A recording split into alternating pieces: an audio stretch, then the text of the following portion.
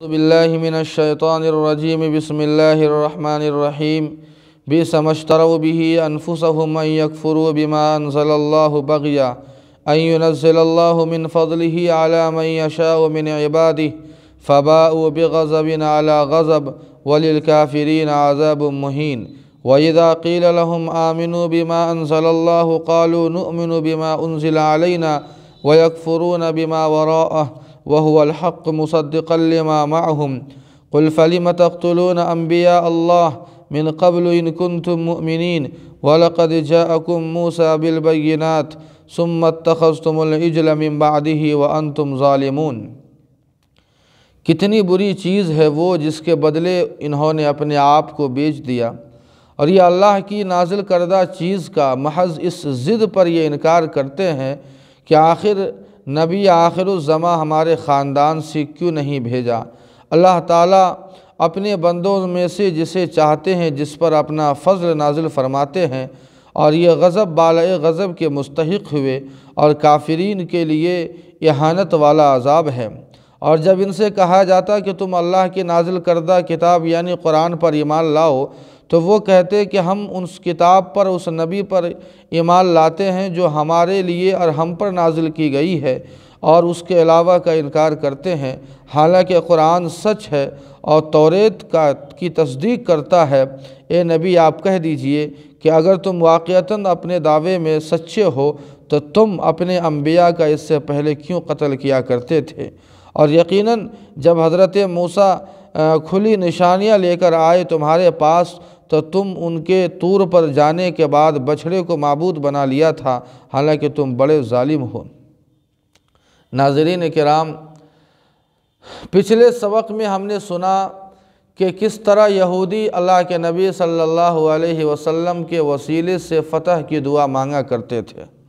اللہ تعالیٰ فرماتے ہیں کہ جب وہی نبی آخر الزماں مبعوث ہوئے قرآن لے کر، تو انہوں نے جان بوجھ کر نبی آخر الزماں کا انکار کیا اور قرآن کا انکار کیا، ایمان لانے سے انکار کر دیا۔ اللہ تعالیٰ فرماتے ہیں کہ یہ آخر نبی آخر الزماں اور قرآن پر ایمان کیوں نہیں لائے؟ اس کی وجہ اللہ فرماتے ہیں کہ چونکہ محض ایک خاندانی تعصب کی وجہ سے یہ نبی آخر الزماں اور قرآن پر ایمان نہیں لائے۔ یہودیوں کو اس بات کی امید تھی کہ جس طرح ہمارے بنی اسرائیل خاندان سے ہزاروں انبیاء اور رسولوں کو اللہ تعالیٰ نے بھیجا ہے، اسی طرح نبی آخر الزماں اور قرآن بھی ہمارے خاندان ہی سے آئیں گے۔ لیکن ان کی امید کے برعکس یہ معاملہ ہوا کہ اللہ تعالیٰ نے بنی اسماعیل سے نبی آخر الزماں کو مبعوث فرمایا۔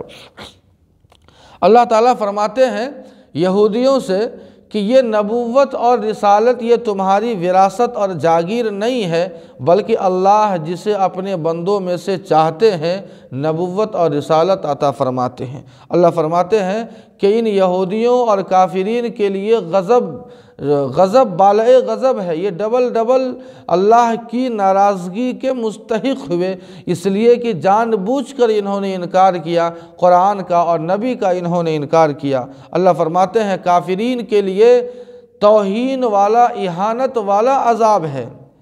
عذاب تو مومنین کو بھی ہوگا، دوزخ میں ڈالا جائے گا، لیکن مومنین کو جو عذاب ہوگا یہ تطہیر کے لیے ہوگا، گناہوں کی صفائی کے لیے ہوگا، لیکن کافرین کو جو اللہ عذاب دیں گے انہیں ذلیل کرنے کے لیے اللہ عذاب دیں گے۔ ان دونوں عذاب میں یہ فرق ہے۔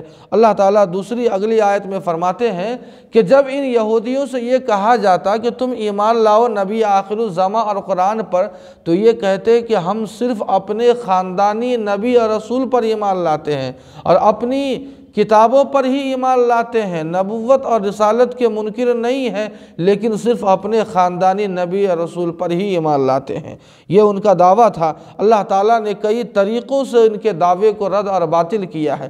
سب سے پہلا طریقہ فرمایا ہے وَهُوَ الْحَقُّ مُصَدِّقًا لِمَا مَعَهُمْ۔ اللہ فرماتے ہیں کہ تم جس قرآن کا انکار کر رہے ہو یہ قرآن تو برحق ہے، اور تمہارے نبیوں اور تمہارے نبیوں پر نازل کرتا کتاب یعنی یعنی توریت کی بھی تصدیق کر رہا ہے، لہٰذا قرآن پر ایمان لانا گویا پچھلے انبیاء اور پچھلی کتابوں پر بھی ایمان لانا ہوا، لیکن تم ضد کی وجہ سے قرآن پر ایمان نہیں لاتے ہو۔ اللہ تعالیٰ نے دوسرے طریقے سے ان کے دعوے کو باطل کیا ہے۔ اللہ فرماتے ہیں کہ اگر واقعتاً تم اپنے ہی انبیاء پر ایمان لاتے ہو تو تم نے اپنے انبیاء کو قتل کیوں کیا؟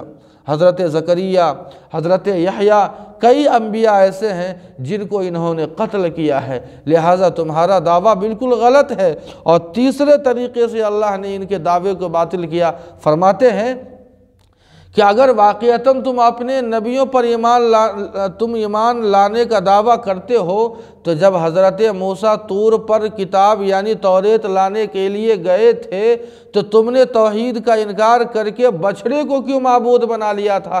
تم نے اپنے نبی کے راستے کو کیوں تم نے انکار کر دیا اور چھوڑ دیا تھا؟